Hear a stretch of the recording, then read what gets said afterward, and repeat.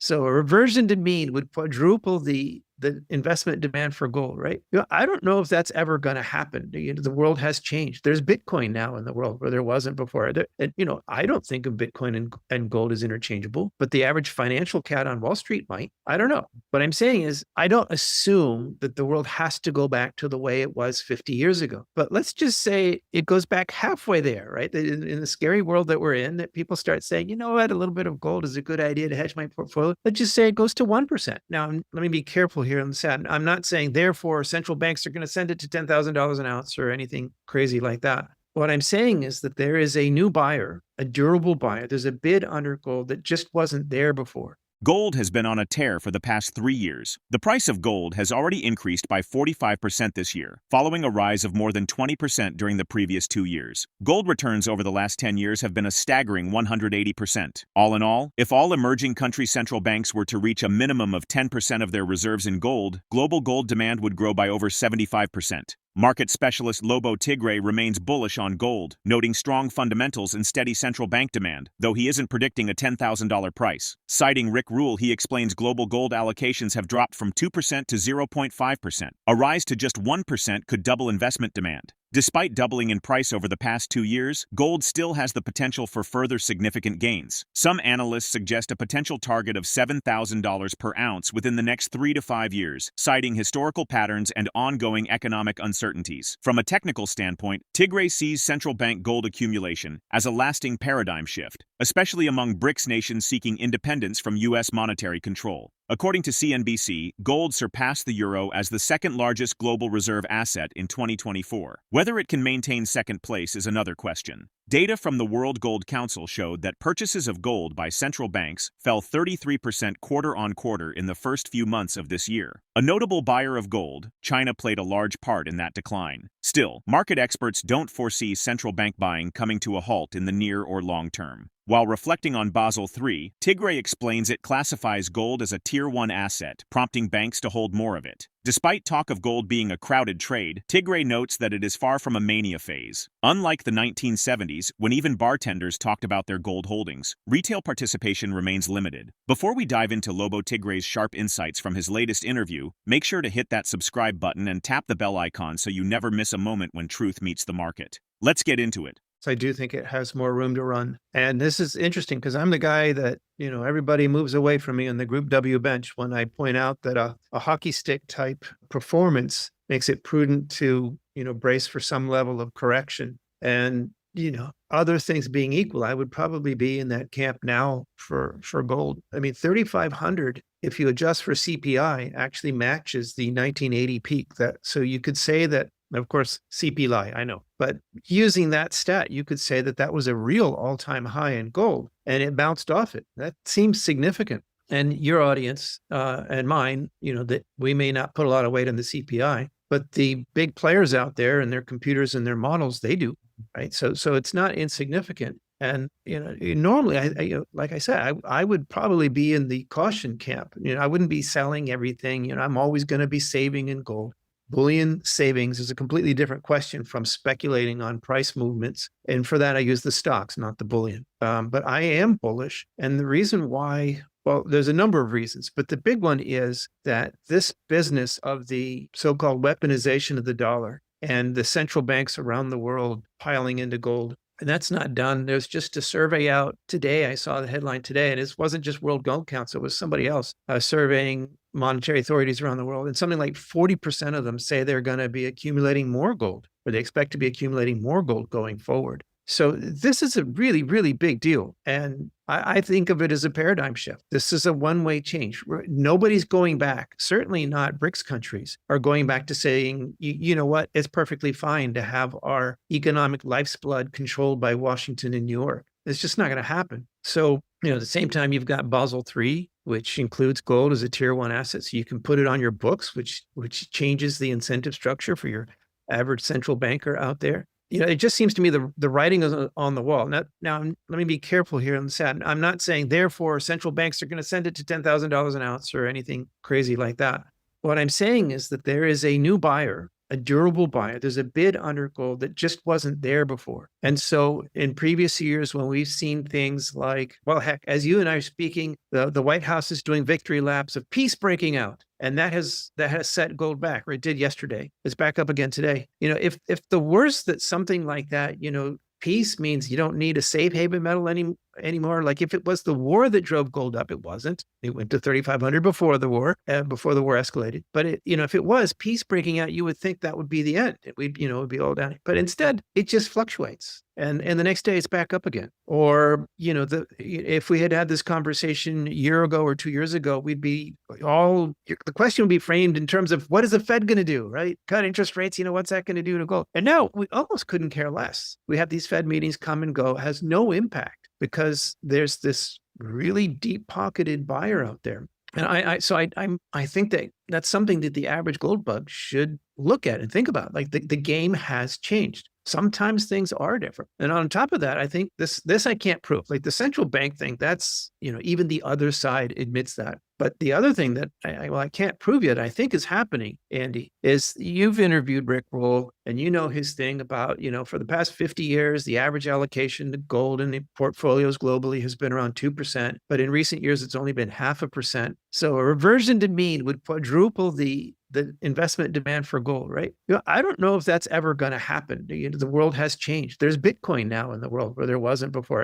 And, I don't think of Bitcoin and gold as interchangeable, but the average financial cat on Wall Street might. I don't know. What I'm saying is I don't assume that the world has to go back to the way it was 50 years ago. But let's just say it goes back halfway there, right? In the scary world that we're in, that people start saying, you know what, a little bit of gold is a good idea to hedge my portfolio. Let's just say it goes to 1%. This isn't, crazy land, everybody, stacking gold to the rafters or anything like that. Just a 1% portfolio allocation to gold globally would double investment demand. And what I'm saying is I think we see signs, not proof, soft data, if you will, of this happening. I see, like normal people that I meet in my life starting to talk about gold and silver. It's actually getting mentioned. You see the talking heads on financial media. A couple of years ago, if they asked somebody what they were doing in their portfolio and they said, "Oh, we got a bit of gold in there as a hedge," they'd kind of laugh and say, "Haha," and then it became more of a drumbeat, "Oh, I've got gold in there." And they'd be, "Oh, really? Tell me about that." And now it's gotten to the point where the talking heads are saying, "What are you doing with your portfolio? Do you have any gold in it as a hedge?" Right? The conversation has really changed, which in Wall Street parlance indicates a crowded trade. And this is part of the buzz now, that gold is a crowded trade. And people view this as a bearish argument. Oh, it's the crowded trade. It's got to go down. Well, it's crowded on Wall Street where people pay attention to momentum. And how can you not notice something breaking out to an all-time high, right? So, but that doesn't mean that the average retail person out there is long. And so this is part B of my answer. Sorry to be long-winded, but I'm wrapping up here. I was there in the 1970s when you could ask your shoe shine boy and he'd talk about gold, right? Silver. I was the shoe shine boy, okay? I wasn't the experienced veteran at the time, but I remember that. Normal people are starting to even begin to notice it. But, the bartender's not bragging about how many ounces of gold he owns, at the local pub, that sort of thing, which happened back in the 70s. So what I'm saying is, a market usually, a cyclical market usually has a blow off top, goes into a manic phase. And the CPI adjusted all-time high for gold doesn't by itself qualify for that. So I'm bullish for multiple reasons, but mostly I'm just a fundamentalist. And all the reasons that drove gold to 3,500, they're all still there. And I think they're all pushing it higher, Andy. Lobo Tiggre developed his pre-production sweet spot strategy after research showed that gold miners often achieve returns of over 100% from construction to first pour. He has tracked 120 such cases over 30 years, calling it a proven, high-upside niche. However, he stresses the importance of careful due diligence, especially in unstable regions. When gold prices rise, mining companies can often experience disproportionately larger increases in profitability and free cash flow. A 10% increase in gold prices might translate to a 20 to 30% increase in operating margins for a low-cost producer, potentially driving even larger stock price appreciation. This mathematical advantage represents the primary allure of gold stocks over physical gold. However, this leverage works in both directions. When gold prices fall, mining stocks typically decline more severely than the metal itself. Rather than jumping on the hype, Tiggre takes a structural view of copper, driven by inflationary pressures, its critical mineral status, and a looming supply crunch. While copper's recent surge surprised him, he views it as a warm-up for a long bull run. Let's get back to the interview. When this first came up, I didn't do the original research. I have a very bright fellow who works for me again now at the time, who went out and gathered the data for me. But it was my idea. I was working for Doug Casey for the International Speculator, and I was thinking of, something to write about. I was keen on gold, or, thinking about what to write about. And so I asked Doug, what about this? What about the second part of the Lassonde curve? Everybody loves the 10 baggers and the discovery and all that stuff. But what about that other part? It goes up. How much is that? What are the gains? And Doug's like, everybody can see who's building a mine. It can't be much. It'll be priced in, right? So, maybe 10 or 20%, not worth the wait, compared to, what we normally want. So I had this very bright young fellow. His name is Constantine, by the way. Give credit where due. And he went out and he came up, a couple dozen examples. And the average was like 145% or something like that from construction decision to first pour. And I said, no, that can't be right. So I sent him back, and he doubled the sample size. And okay, it came down to 115 or something. It was still more than a double. And I'm like, holy cow, this is real. I mean, that's enough cases. If there's only a couple of these per year in our database now, I've rebuilt and expanded on this database we do every year. And we've got something like 120 examples of pre-production sweet spot companies. And it's not everybody who builds a mine, because if you've already got one and you build another one, you're not making that transition from blowing money to making money, right? So it has to be a first-time mine builder. And there's just not many of those, right? So 120 of them, I think we actually have, that's not just a representative sample. I think that's most of the cases for the last 30 years or so. So it's not a very large number, but since it's not a sample, representative, like it's most of the actual cases, they're very robust findings. So this is, like I say, it's hands down my favorite strategy when I can find a great pre-production sweet spot play, but they're rare enough. And then sometimes there's political risk. Like if it's, I don't know, Burkina Faso, where they have 2 coups a year or something like that, or Mali, right, which just nationalized a mine, I'm not going there, right? Somebody else can do that one. I'm not going there. So the ones that, to me, due diligence still matters on these. The ones that make the grade for me, it's not enough. I need more, but it is my favorite. The year before, I said, gold was my top call. That might not seem very exciting. Gold bug likes gold, but I'm not always, gold isn't always my top call. So that worked out well in 24. The year before that was uranium. And 23 was the year that uranium went screaming up to $100 a pound. My reasons for being bullish on copper are primarily all paths forwards are inflationary. Great big beautiful bill working its way through Congress right now.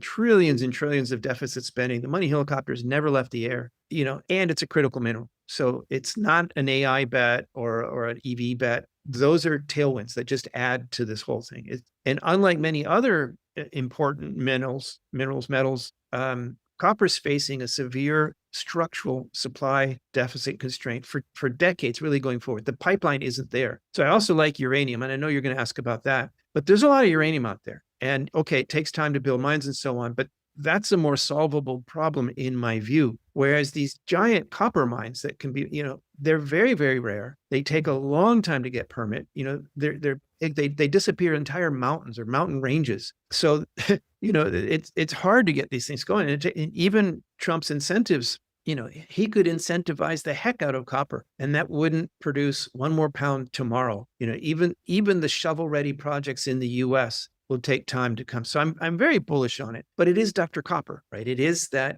PhD in economics, right? It's so economically sensitive that if you're looking at the world and the global economy is already sluggish, and the US economy still has yet to really see the impact of Trump's tariff war. And this isn't necessarily a criticism of Trump. I'm leaving the politics aside. Even if you agree with Trump completely on what he's trying to do, there's still going to be a cost to be paid. If you're going to retool the US economy, that cannot be a painless transition. And you would expect that pain to show up in Dr. Copper and his prognosis. So I completely did not see copper going to an all-time high earlier this year. I think it did so for the wrong reasons. There was excitement, there was Trump shock and so on, but we in fact don't have any action actually yet that justifies that. And I'm not surprised that it's pulled back. So I'm more pleased with my uranium call because I almost bottom ticked it again this year in that recent carve out of the bottom that we got. That might be the closest I've come in my career to bottom ticking a market.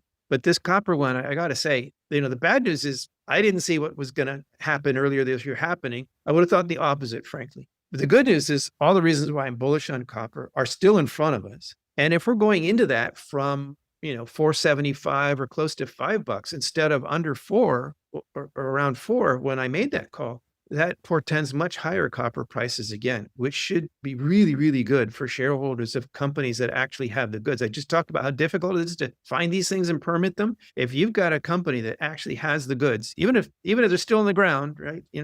But an economically viable development project or discovery of economic tenor, or a miner that's profitable and has growth on tap, I think these kinds of stocks will do really, really well. The only question I have is on the timing. And I just said I came as close as in my career as the bottom ticking market. I think I got lucky there too. I did not know that would be the bottom. I just made my call on fundamental reasons and the technical starting to align. And this one, I think I did get lucky. Well, long story short, I think the upside is still ahead of us. What happened earlier this year is just a warm up, a pre-taste. If anything, it's like the overture with all that disharmonic noise as all the different musicians are tuning their instruments before the curtain goes up. So I'm very bullish. I do think we're likely to get another buying opportunity before the curtain goes up. And I am very deliberately accumulating cash to deploy heavily in that. And if we don't get the buying opportunity, I'll have to deploy at higher prices. Yes. But my thesis is a multi-decade bull market. At that point, I won't care. If we're off to the races in that bull market, okay, I missed the bottom, shoot me. I'm still going to make a bunch of money, and so will my readers. In a note on Friday, Bank of America analysts said they expect gold prices to reach $4,000 per ounce in the next year, representing an 18% jump from current levels. With central banks anchoring demand and retail participation still modest, is gold poised for its next major breakout, or will broader macroeconomic forces delay its ascent? Drop your thoughts in the comment section below. If you find this video informative, don't forget to support our channel and turn on notifications to stay informed about our latest videos. See you in the following video.